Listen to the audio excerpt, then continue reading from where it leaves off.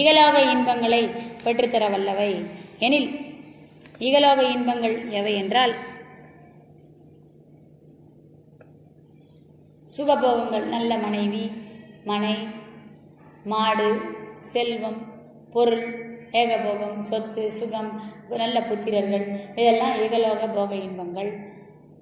அவளை புகழ்வான ஒரு வாழ்வு, பொருள் மிகுந்த ஒரு வாழ்வு, ஆடம்பர வாழ்வு முதலியவை ஈகலோக இன்பங்களாக கருதப்படுகின்றன. நினைப்பதெல்லாம் சாதிக்க வல்லதாக வாழ்க்கை இருப்பதை அபர இன்பம் என்கிறார்கள். ஸோ நம்ம மனிதர்களுக்கு ஏற்படக்கூடிய 7 வகை துன்பங்களில் பசியையும் கொலையையும் நீக்க தலைப்படுவோமே ஆனால் கடவுளின் அருளுக்கு பாத்திரமாவோம். மரக, தாகம், இச்சை, எளிமை, பயம், கொலை, பயம் முதலிய 5 துன்பங்களையும் நீக்கி பிற உயிர்களுக்கு நன்மை செய்வோமானால் நாம் அபர இன்பத்தை பெற்றவர்களாக மாறி உலக சுகபோகங்களை இயன்ற அளவு அனுபவிக்கும் பாக்கியம் பெறுவோம் என்கிறார் சுவாமி.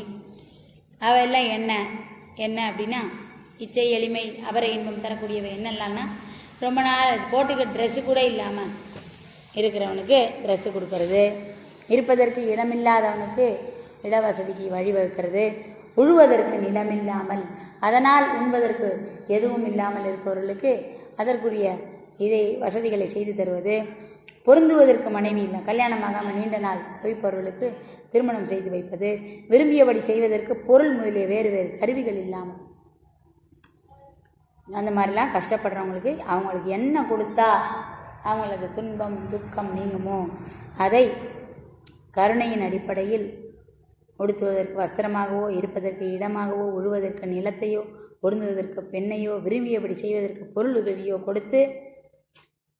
கொடுக்கும்போது பெற்று கொண்டவர்களுக்கு யார் நம்ம இதை கொடுக்குறோம், ஒருத்தவங்க அதை வாங்கிக்கிறான் இல்லையா, அவனுக்கு உள்ளிருந்து முகத்தினிடமாய் தோன்றுகின்ற இன்ப விளக்கமும் உடனே என்ன ஆயிடுது, ஆஹா இத்தனை காலம் கிடைக்காத விஷயம் நீ கிடைச்சிருச்சுன்னும் போது அகத்திலிருந்து முகத்துக்கு ஒரு இன்ப விளக்கம் ஏற்படுகிறது. இது கடவுள் கரணத்தில் ஏகதேசம். கடவுளை அறிந்து கொள்ளும் போது ஒருத்தனுக்கு ஏற்படக்கூடிய இன்பத்தில் கொஞ்சம் அது ஒத்திருக்குமா. அதே மாதிரி ஜீவ கரணத்தில் பூர்ணமாக தோன்றுகிறோம்ல, சாதாரண ஆன்ம நிலையில் பயங்கர ஆனந்தம். அந்த ஆன்மா அதுக்காக தான் இயங்கிட்டு இருக்கு. ஏன்னா ஒவ்வொரு ஆன்மாவுக்கும் எது கிடைச்சா அந்த பிறவி துன்பத்திலேருந்து விடுபடலான் இருக்கும். அதுக்காக தான் இச்சை, எளிமை, பயம் அந்த கர்மா தீரும் அப்படின்றதுக்கெல்லாம் ஒன்று இருக்கும். அதுக்காக நாளெல்லாம் இல்லை அந்த ஆயுளை தாண்டுவதற்கு வழி இல்லாமல் ஏக்கத்திலையோ பயத்திலையோ எல்லாம் தவிப்பிலோடு இருந்துகிட்ருக்கும். அதை தாண்டக்கூடியதை நம்ம செஞ்சோம்னா உடனே அதுக்கு என்ன வந்துடும், ஆன்ம விளக்கம் வந்துடும். ஆன்மா விளங்கி தெரியுதுன்னா என்ன, ஆனந்தமாயிடும். ஆனந்தம் அந்த முகத்தில் தெரியும். ஐயோ தின நாள் கிடைக்காது, கிடைச்சிடுச்சு அப்படின்னு அதை பார்க்கறதுக்கு நமக்கு கடவுள் கொஞ்சமாக தெரிவாராம். அந்த முகத்தில் ஆன்மா அதிகமாக தெரியும். இந்த ஆன்மான்றது இன்பம் ஆன்ம இன்பம் அதிகமாகவும் கடவுளோட இன்பத்தில் சிறிதளவும் அந்த 5 துன்பங்களை நீக்கும் போது அந்த மனிதரிடம் தோன்றுகிறது.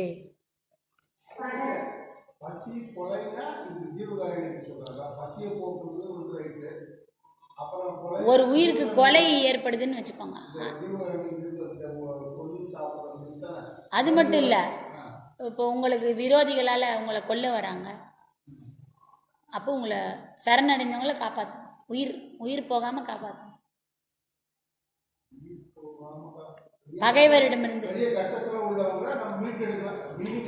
ஆமாம் ஆமாம். இப்போ ஒரு வெள்ளம் வந்துருச்சு, அப்போ உயிர் துன்பத்தில் இருக்கு. உயிர் உன்னை விட்டு போச்சுன்னா ஆன்மா உன்னை விட்டு போயிடும். இந்த தேகமே நஷ்டமாயிருது, இந்த பிறவியே நஷ்டமாயிருது. அப்படி ஒரு செயல் நடக்காமல் காப்பாற்றணும். அதுக்காக தான் உயிரை காப்பாற்றுறது.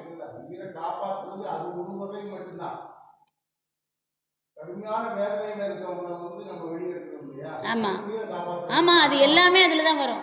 உயிர் போயிடும் அப்படின்றதுலேருந்து நம்ம அவங்கள காப்பாற்றுறோம். அது எல்லாமே கொலை துன்பத்திலேருந்து மீட்டெடுத்து.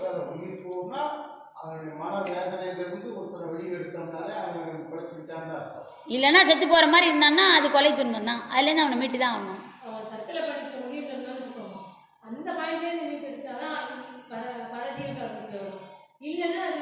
சும்மா கவலைப்பட்டுக்கிட்டு இருக்கான் அப்படின்னா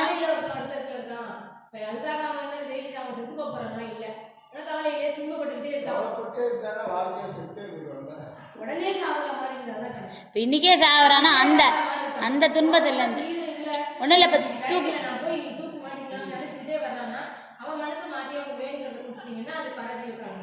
இறைவன் அருளை உடனே பெற்றுதான், இல்லைன்னா அவன் உயிர் போகிறதுக்கே துணிஞ்சிட்டான், அந்த உயிரையே மாய்க்கிறதுக்கு துணிஞ்சிட்டான். இது கடவுள் நியதிக்கே எதிரானது. அவர் படைக்கிறத தான் விரும்புகிறார், அழியறத அவர் விரும்புறது இல்லை. அப்போ அதுக்கு துணை புரியறதால இறைவன் அருள் உடனே உங்களுக்கு கிடைக்கும். ஆனால் அவன் சும்மா கவலைப்பட்டுக்கிட்டே உடம்பு வீணாயிடுதுங்க, பிளட்டெல்லாம் குறைஞ்சி போச்சு, கவுண்ட்லாம் குறைஞ்சி போச்சு, அனிமி ஆகிட்டான் அப்படிலாம் சொன்னாங்கன்னா அவனை வந்து மீட்கிறது வந்து அபர இன்பத்தை பெற்றது. உங்களுக்கு அதுக்கு ஈக்குவலான வேற போகங்களை கொடுத்துருவார் கடவுள். அவர் அருளாக தராமல், அருள்னா என்னன்னா ஆன்ம விளக்கத்தை தர்றது. உங்கள் பசி போயிடும், அந்த முக்தி சித்தி இன்பங்களை தர்றது தான் பர அருள். இது வந்து இகலோகத்தில் சந்தோஷமாக வாழறதுக்கு என்னெல்லாம் வேணுமோ அதையெல்லாம் உங்களுக்கு தந்து வசதிகளை ஏற்படுத்தி தருவார், புகழை ஏற்படுத்தி தருவார், பாராட்டை ஏற்படுத்தி தருவார், உங்களுக்குரிய தகுதிகளை பெருக்கி தருவார். இது வந்து இகலோக போகத்தை உங்களுக்கு அதிகமாக வழங்குறதுக்கு உதவுவார். இதே நீ அவர் செய்யற காரியத்தை செய்ய பார்த்தீங்கன்னா உயிரே போகக்கூடாமல் தடுக்கிறது வந்து இறைவனோட விருப்பம். அதையே செய்ய ஆரம்பிச்சிட்டிங்கன்னா அப்போது அவரோட அருளுக்கு முழுமையாக பாத்திரமாகும். பர இன்பம் ஒருத்தர் வந்து ரொம்ப வேதனையிலிருந்து வெளியெடுக்கிறதே வந்து நம்ம உயிர் போறதுக்கு காப்பாற்றுறதுதான் கரெக்டான மீனிங். உயிர்னா உயிர் போறதுங்கிறது வந்து கடைசி கட்டம். அது அந்த கட்டம் தான். இது பரஜீவகாரணம். நீங்க சொல்றது அபர இன்பம். அபர இன்பம்னா இகலோக சுகங்களை உங்களுக்கு தரும். நீங்க அந்த மாதிரி ஒருத்தரை காப்பாத்துனீங்கன்னா உங்களுக்கு வேண்டிய எல்லா வசதிகளையும் சாமி செஞ்சு கொடுப்பாரு.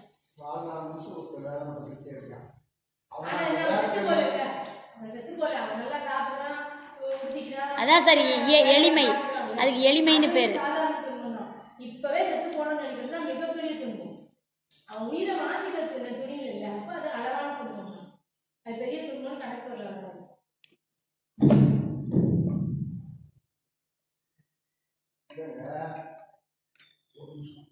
சொல்லுங்க. வந்து ரொம்ப கஷ்டம், வீட்டுக்காரி இறந்து போயிடுறாப்புல, பையனுக்கு ரொம்ப கஷ்டமா இருக்குது, அப்படி ஏகப்பட்ட பிரச்சனைகள் இருக்காங்க. அவனை வந்து அந்த கஷ்டத்திலிருந்து வாழ்ந்தாலும் அதான் சார் எளிமை. இச்சை எளிமைன்றாங்கல்ல, எளிமைன்னா இயலாமை. இயலாமைன்னு அதுக்கு பேர். தன்னால் தன் துன்பத்தை ஆற்றிக்கொள்ள தெரியல. அதுக்கு ஆக்சுவலாக சுதந்திரம் கொடுத்துருக்காரு, அறிவை கொடுத்துருக்காரு கடவுள். ஆனால் அவனுக்கு அது அறிவு விளக்கம் இல்லாதால தான் துன்பத்திலேருந்து தன்னை விடுவித்து கொள்ள தெரியலை. அப்படி இருக்கிறது வந்து எளிமை என்னும் துன்பத்தின் கீழ் அடங்கும். இயலாமை, இயலாமை என்னும் துன்பத்தின்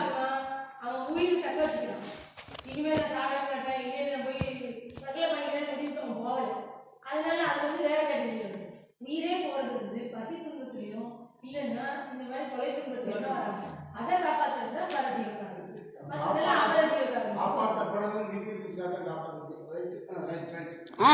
அதை செஞ்சா உங்களுக்கு பரத்தின் அருள் கிடைக்கும். என்ன அருள் கிடைக்கும்? பரஜீவகாரண்யம். அன்னைக்கு உங்களுக்கு சாப்பிட வேண்டாம். இப்படியே நிறைய செஞ்சீங்கன்னா நீங்கள் சாப்பிடாத நிலைக்கே உங்களை கொண்டு போவார். பசி, தாகம், உறக்கம் மூன்றையும் கடந்த நிலையை நீங்கள் பெறலாம். முதல்ல சார், எவன் ஒருவனுக்கு ஆன்ம விளக்கம் வேணும்னு நினைக்கிறோன்னா அவனுக்கு தான் இந்த மார்க்கமே. இறைவன் அருளை பெற்று ஆன்மா சுத்தி அடைஞ்சி ஆன்மாவை விளக்கம் பெற வச்சு இறைவனோட ஐக்கியப்படுத்தணும்னு நினைக்கிறவனுக்கு ஜீவகாரண்யம் எப்படி சாதனமாக அமையும்? அப்போ சிவநெறிக்கு எப்படி ஜீவகாரண்யம் உதவுது? இதை பொருத்தி பார்க்க தான் இந்த விரிவுரையே. சாதாரணன்னு என்னெல்லாம் இல்லை, இகலோக சுகங்களை அடையணுமா, இந்த 5 துன்பங்கள்லேருந்து எல்லாரும் நீக்கி விடு. இது உனக்கு ரொம்ப சுலபம். ஒரு தண்ணீர் பந்தல் வைக்கிறது, இந்த எண்ணமே நல்லது வச்சு பாரு. இப்போ உங்களுக்கு ஏதாவது ஒரு பிரச்சனை இருந்துன்னு வச்சுக்கோங்களேன், உங்களுக்கு பொருள் தேவை ஏதாவது இருந்ததுன்னா இந்த 5 துன்பங்களை நீக்க நீங்கள் ஊரில் இருக்கவங்களுக்கு இந்த சொல்கிறார் பாருங்க, உடுப்பதற்கு வஸ்திரம், இருப்பதற்கு இடம், உழுவதற்கு நிலம், பொருந்துவதற்கு மனைவி, விரும்பியபடி செய்வதற்கு பொருள், நரி, இச்சை, எளிமை, பயம், கொலை, தாகம். இந்த 5த்தையும் தீக்க ட்ரை பண்ணுங்க. உங்களுக்கு உடனே கொலை இல்லை. அதான் பிணி. இந்த 5 தீத்தீங்கன்னா உங்களுக்கு இகலோக போகம் எல்லாம் கொடுப்பாரு.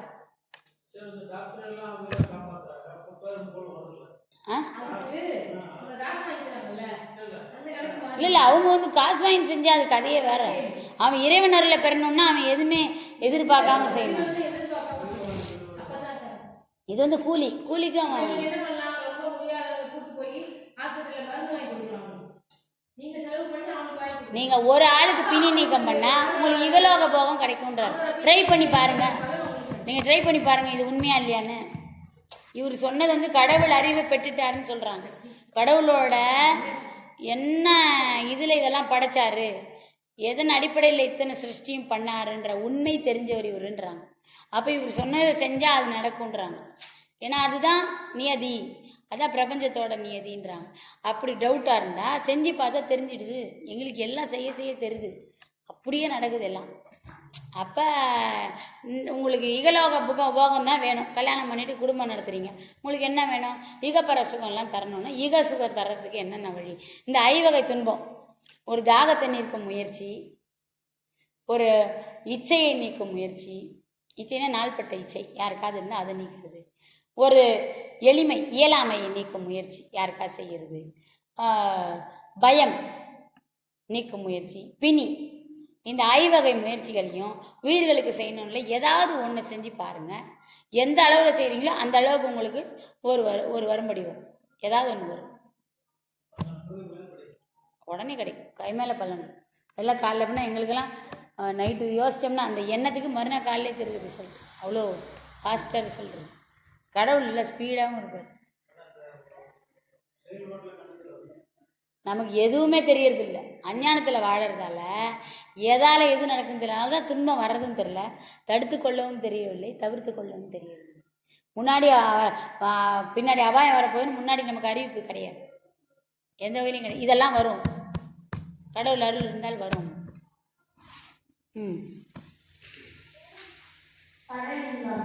பசியினால் வரும் துன்பத்தை நிவர்த்தி செய்வது வரும் இன்பம் பர இன்பமாகும். அவை இன்மையில் போக சித்திகளாகவும் யோக சித்திகளாகவும் ஞான சித்திகளாகவும் வருகின்ற இன்பங்கள் முடிவில் அனுபவிக்கப்படும் மோட்ச இன்பமும் ஆகும் என்று அறிய வேண்டும். உண்பதற்கு ஆகாரம் இல்லாமல் சோர்வடைந்த ஜீவர்களுக்கு ஜீவகாரணத்தால் ஆகாரம் கொடுக்க உண்டு பசி நீக்கிய தருணத்தில் அந்த ஜீவர்களுக்கு அகத்தினிடத்தும் முகத்தினிடத்தும் தழைத்து பொங்கி ததும்புகின்ற இன்பமும் அது கண்டபோது கொடுத்தவர்களுக்கு அகத்திலும் முகத்திலும் அவ்வாறு உண்டாகின்ற இன்பமும் ஆன்ம சகிதமாகிய கடவுள் கரணத்தில் பூரணமாக தோன்றுகின்றவையாகலால் பர இன்பம் என்று அறிய வேண்டும். பசியினால் வரும் துன்பத்தை நிவர்த்தி செய்வதில் வரும் இன்பம் பர இன்பம். எப்படி அப்படின்னா, இம்மைன்றது இப்பிறப்பில் போக சித்திகளாலும் யோக சித்திகளாலும் ஞான சித்திகளாலும் வருகின்ற இன்பங்களும் முடிவில் அனுபவிக்கப்படும் மோட்ச இன்பம் ஆகும் என்று அறிய வேண்டும். உண்பதற்கு ஆகாரம் இல்லாமல் சோர்வடைந்த ஜீவர்களுக்கு ஜீவகாருண்யத்தால் ஆகாரம் கொடுக்க அவங்களும் அதை சாப்பிட்டு பசி நீங்கினாங்கன்னா உடனே அந்த ஜீவர்களுக்கு அகத்திலும் உள்ளத்திலும் முகத்திலும் தழைத்து பொங்கி ததுமுகின்ற இன்பம் அது கண்டபோது கொடுத்தவர்களுக்கு அகத்திலும் முகத்திலும் கொடுத்தவங்களுக்கும் இவ்வளோ சந்தோஷப்பட்டானா சொல்கிறோம்ல, அன்னதானம் பண்ணும்போதே பார்த்தீங்கன்னா ஐயா நீ தெய்வமாக இருப்ப அப்படின்மா. உடனே இவனுக்கு ஒரே சிரிப்பு, சந்தோஷம். பரவாயில்ல, நம்ம சாப்பாடு போட்டது நிஜமாவே பசிச்சவனுக்கு அவன் பசியை போக்கியிருக்கோம் அப்படின்னு ஒரு இன்பம் கிடைக்கும்.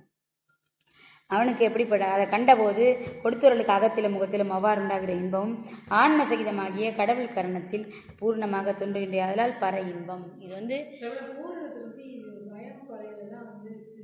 பசி வேற இன்னும் ஆமாம், அவன் நிறைவு பண்ணவே முடியாது. பசியில் தான் ஒருத்தனை நிறைவுபடுத்த முடியும். அது ஆமாம், நின்று அவன் பூரணம் ஆயிட்டான், அவன் தேவை முடிஞ்சுது. அது மாதிரி கொலை துன்பத்துலேயும் உயிர் காப்பாற்றப்பட்டோன்னா அது அந்த மொத்த இதுவும் போயிருது. அவன் இனிமேல் அவனுக்கு கொலை துன்பமே கிடையாதுன்னு போது அவன் அப்பா உயிர் பிழைச்சோம் அப்படின்னும் போது அவன் காப்பாற்றினவன் கடவுளாக தெரியும்.